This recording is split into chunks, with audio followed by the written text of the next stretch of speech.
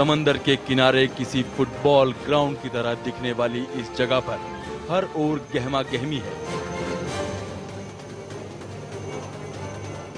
रंग बिरंगे झंडे और सब कुछ चाक चौबंद। हर चीज का जायजा लेते हुए नौसेना के अफसर, ताकि एयरक्राफ्ट कैरियर के लॉन्च में कोई कमी न रह जाए। पर सवाल है कि आईएनएस विक्रांत है कहां? इसके लिए थोड़ा सा कैमरे के एंगल को बदलना होगा।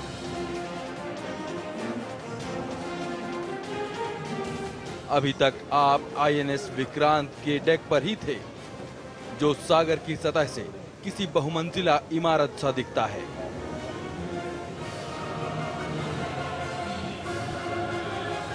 पूरी तरह देश में बना, यहां तक कि जिस खास स्टील का इस्तेमाल हुआ है वो भी अपने ही देश का बना है।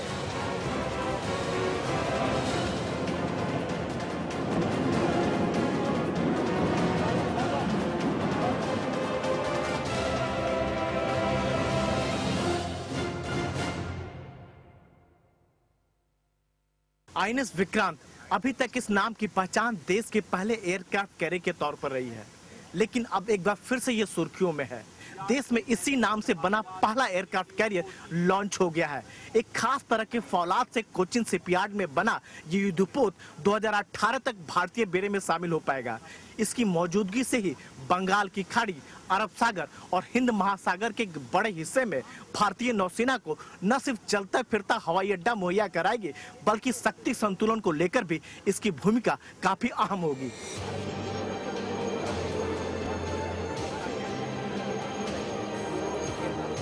आईएनएस विक्रांत, आप चाहें तो इसे 16 साल बाद हुआ पुनर्जन्म कह सकते हैं। कोचीन शिपयार्ड में तैयार हुआ देश का ये पहला एयरक्राफ्ट कैरियर हर लिहाज से बेजोड़ है। पूरी दुनिया में सिर्फ 3-4 देश हैं जो एक्चुअली एयरक्राफ्ट कैरियर बनाते हैं, राइट।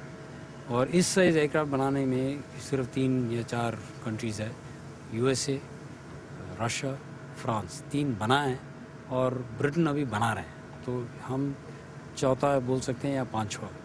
सिर्फ 4-5 देश हैं जो इतना बड़ा एयरक्राफ्ट कैरियर बनाने के लिए चैलेंज किया है। 37,500 टन वजन का आईएनएस विक्रांत न सिर्फ अपनी सुरक्षा करेगा, बल्कि वक्त आने पर दुश्मन को जमींदोज भी करेगा। अगर ये एक बार समंदर में उतर जाए तो अगले 45 दिनों तक रसद और ईंधन की जरूरत नहीं होगी। फिर भी 1500 नौसैनिकों समेत इस चलते फिरते शहर को ईंधन की कमी खलेगी तो टैंकर से और ईंधन भी ले लेगा। स्टीम पे चलते थे, ये शिप जीटी पे चलने वाले। जो जीटी शिप्स होते हैं वो स्टार्ट करने में बहुत कम टाइम लगता है, उनकी मैन्यूवरेबिलिटी ज़्यादा होती है, तो जरूर शिप एक पावरफुल शिप होगी। करीब 62 मीटर चौड़े और 4 हेक्टेयर के दायरे वाले इस 14 मंजिले जहाज में कुल 2300 कंपार्टमेंट होंगे। इसमें 2700 किलोमीटर केबल का इस्तेमाल हुआ है, जो कोच्चि को दिल्ली से जोड़ सकते हैं। रनवे की लंबाई भी काफी है, जिससे जहाज टेक ऑफ और लैंड कर सके। ये आईएनएस विक्रांत का डेक है, जहां से फाइटर और हेलीकॉप्टर फ्लाई करेंगे। कितना बड़ा है इसका अंदाजा इसी बात से लगाया जा सकता है कि 260 मीटर लंबा है और दुनिया का सबसे तेज धावक अगर इसे दौड़ता है तो उसे भी कम से कम 30 सेकंड इसे पूरा करने में लगेंगे। लेकिन इसकी असली ताकत ये MiG-29K हैं, जिन्हें ब्लैक पैंथर भी कहा जाता है। आईएनएस विक्रांत पर ऐसे ही 20 खतरनाक MiG-29K 24 घंटे मौजूद रहेंगे, जो 800 किलोमीटर दायरे में जल, थल और आकाश में आग बरसा सकते हैं। पर सबसे खास बात state of the art technique है। MiG-29 के अशोर से भी ऑपरेट कर सकते हैं, कैरियर से भी ऑपरेट कर सकते हैं, और साइज़ इतना रखा है कि कैरियर में भी फिट हो जाता है और फिर भी इतना पेलोड जो कैरी कर सकते हैं। तो MiG-29 के अभी स्ट्राइक भी केपेबल है, एयर डिफेंस में भी केपेबल है और एयर टू ग्राउंड अटैक में भी केपेबल है। तो ये बेसिकली एक मल्टी रोल फाइटर हो गया। INS विक्रांत पर MiG-29K अकेला नहीं होगा, बल्कि इस पर तैनात देसी लाइट कॉम्बैट एयरक्राफ्ट तेजस भी दुश्मनों पर नजर रखेगा। साथ ही कामो और नौसेना की जरूरतों को देखते हुए दूसरे मल्टी रोल नए हेलीकॉप्टर भी मौजूद होंगे। इसकी ताकत जो है वो काफ़ी होगी। इसके अंदर MiG-29K जो हमारे पास है और लाइट कॉम्बैट एयरक्राफ्ट नेवी और कामोव AEW हेलीकॉप्टर्स होंगे इसके ऊपर। तो इससे भारत की जो समुद्री सुरक्षा है उसको बहुत ज़्यादा बढ़ावा मिलेगा। हालांकि नौसेना के बेड़े में ये 2018 तक ही शामिल हो पाएगा।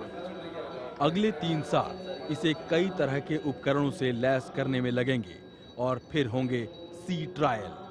नाम पुराना होते हुए भी पुराने विक्रांत से न सिर्फ ये वजन में करीब दोगुना है, बल्कि तकनीक भी काफी अलग है।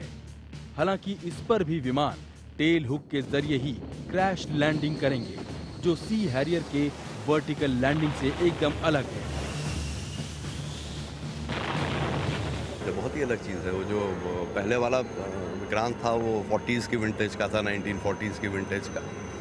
ये जो है जेट एयरक्राफ्ट MiG-29K और LCA नेवी हम होप करते हैं उनको ऑपरेट करेगा। तो टेक्नोलॉजिकली दो तीन जनरेशंस का फ़र्क है। 4 गैस टरबाइनों की जोर पर खुले समंदर में इसकी रफ्तार करीब 50 किलोमीटर प्रति घंटे की होगी। और इस बात का दावा किया जा रहा है कि इसके आते ही नौसेना की तस्वीर बदल जाएगी, क्योंकि तब भारत के पास एक और एयरक्राफ्ट कैरियर विक्रमादित्य भी होगा।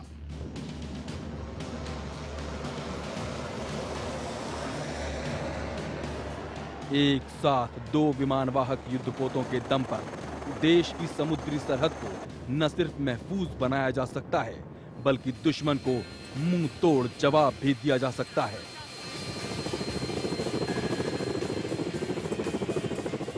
हमारे पास फिर 2 एयरक्राफ्ट कैरियर ऑपरेशनल रहेंगे एक साथ, और उसके बाद भी अगर एयरक्राफ्ट कैरियर बने तो हमारा देश जो है वो दोनों समुद्री सीमा, अरब सागर और बे ऑफ बंगाल, दोनों में एक कैरियर रहेंगे, तो हमारी ताकत तो बढ़ेगी। अगर मौजूदा हालात में एयरक्राफ्ट कैरियर को लेकर पड़ोसी देशों की बात करें तो पाकिस्तान पास भी नहीं भटकता, जबकि चीन के पास रूस का बना सिर्फ एक पोत है जो अभी ऑपरेशनल भी नहीं हुआ है।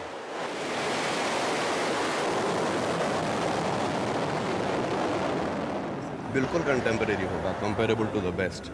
तो बढ़िया से बढ़िया जहाँ भी है उनसे कंपेरेबल होगा।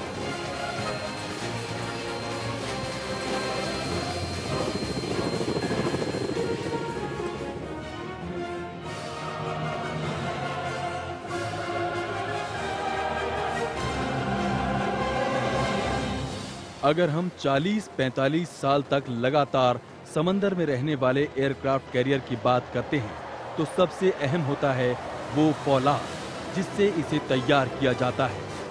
ये बताने की जरूरत नहीं कि इस तरह के युद्धपोतों में इस्तेमाल होने वाला स्टील आम इस्पात से काफी अलग होता है, लेकिन वो बनता कैसे है दिखाएंगे अपने ही देश में फौलाद को जंगी जहाज की शक्ल में ढलते हुए एक छोटे से ब्रेक के बाद। कहीं जाइएगा नहीं।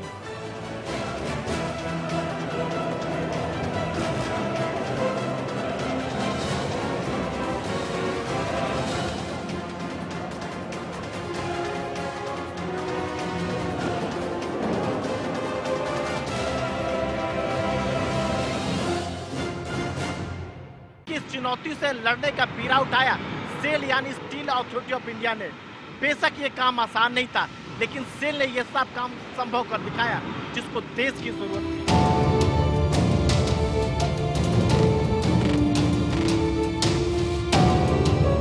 एक ऐसा देश जिसके पास गिनती के युद्धपोत बनाने का अनुभव हो, वहां किसी विमान वाहक पोत बनाने की सोचना आसमान से तारे तोड़ लाने से कम नहीं, लेकिन ये काम भी बखूबी पूरा हो गया।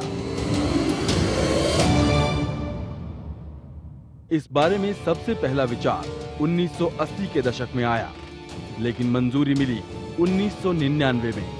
पहले 24,000 टन का पोत बनाने का विचार था, जिससे सी हैरियर उड़ान भरते, लेकिन जब मिग 29 की बात आई तो वजन बढ़कर 37,500 टन हो गया। लेकिन इतने विशाल पोत के लिए सबसे पहली जरूरत उस खास किस्म के स्टील की थी जिससे ये पोत बनाया जाता। इमेजिन करें कि एक जहाज़ को समुद्र में 24/7 और 365 डेज रहना है, और एक शिप की लाइफ, एयरक्राफ्ट कैरियर की लाइफ 40 साल रहती है। तो अगर उस स्टील को जो समुद्र के पानी में खाली रखना ही है, तो उसके लिए एक बहुत ही different quality high tensile steel की ज़रूरत होती है।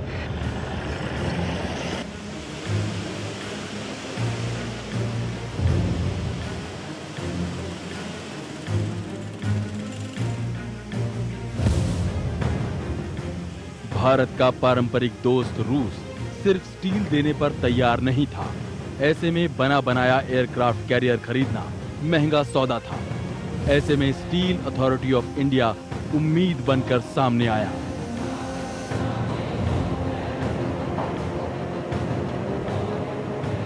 हम तो हमारे देश की कंपनी है, हमारे देश की पहली कंपनी है, तो हमें तो हमारे देश के लिए काम करना है। तो हमेशा हर काम प्रॉफिट के लिए तो किया नहीं जाता, और हमने तो इस उम्मीद से काम किया कि नई स्टील डेवलप करेंगे जो हमारे यहाँ का जो ये एयरक्राफ्ट लॉन्चर बन रहा है उसमें ये यूज़ होगी, और उसके बेसिस पे हमें रिपीट ऑर्डर्स भी मिलेंगे फ्यूचर में। जंगी जहाजों में इस्तेमाल होने वाला फौलाद आम स्टील से अलग होता है, लिहाजा DRDO ने एक खास तरह की स्टील तैयार की जिसे नाम दिया गया DMR 249। इसके अलावा डेक पर जहां विमानों की लैंडिंग और टेक ऑफ होनी है, उसके लिए DMR 249B तैयार की गई। जब प्लेन लैंड करता है एयरक्राफ्ट कैरियर पे, तो वो चक्के से इम्पैक्ट जो होता है उसमें वो स्प्रिंग थोड़ा दबता है। दबने के बाद फिर उसको वापस उसी शेप में आना है, कि उड़ने के समय आपको वो कर्वेचर चाहिए। तो इसकी खासियत यही है कि वो जब लोड में थोड़ा फ्लैट होता है फिर स्प्रिंग बैक कर देता है।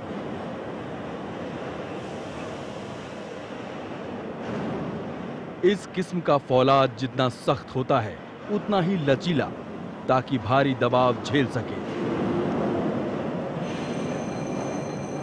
इतना ही नहीं, समंदर के खारे पानी का भी इस पर कोई असर नहीं होता, और 0 से 60 डिग्री नीचे के तापमान पर भी भयानक झटके झेल सकता है। इसे बगैर किसी निशान के 180 डिग्री तक मोड़ा जा सकता है।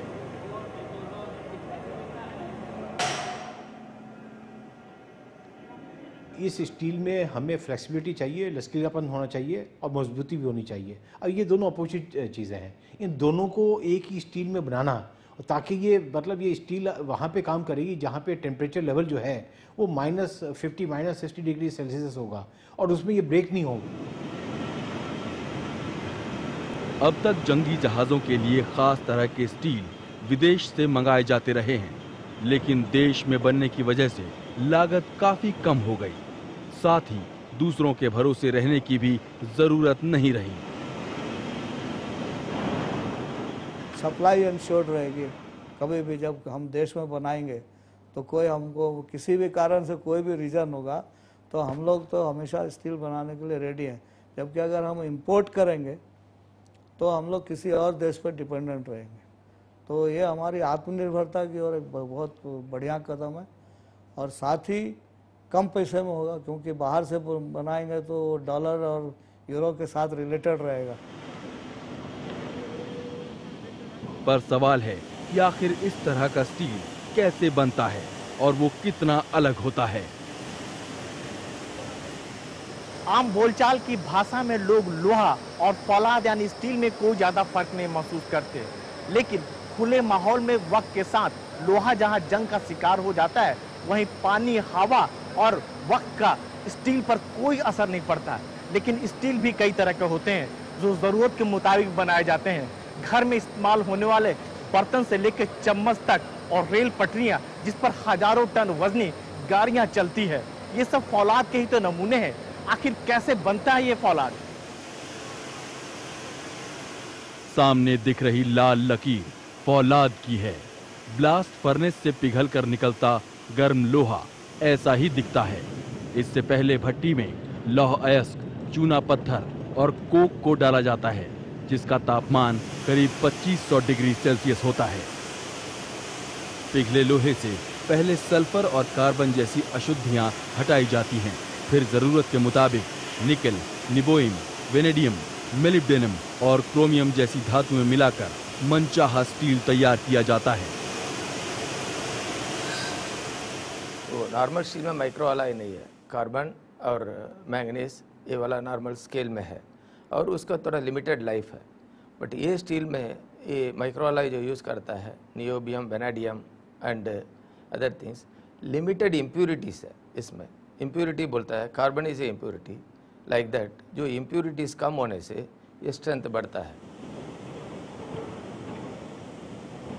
साथ ही खास स्टील बनाने के लिए कम दबाव में स्टील को वैक्यूम करके हाइड्रोजन, ऑक्सीजन और नाइट्रोजन निकाल दिया जाता है। सबसे पहले स्टील की प्लेट तैयार होती है और इसके बाद हीट ट्रीटमेंट का काम शुरू हो जाता है, जिससे स्टील में लचीलापन आता है। इस प्रक्रिया को टेम्परिंग कहते हैं। इस दौरान प्लेट को कई बार पानी की बौछार और तेल में ठंडा किया जाता है।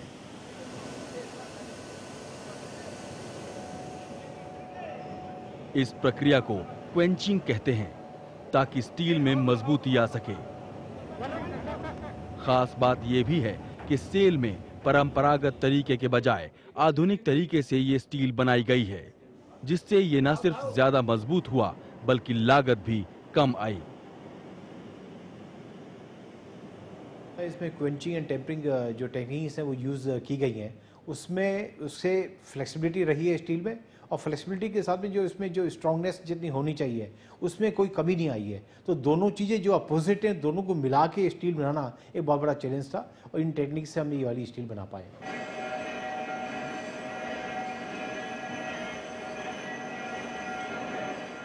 बेशक ये एक शुरुआत है, लेकिन किसी एयरक्राफ्ट कैरियर के लिए देश में स्टील बनाकर सेल ने कामयाबी के नए दरवाजे खोले हैं, जो आने वाले वक्त में देश की रक्षा जरूरतों को पूरा करेगा।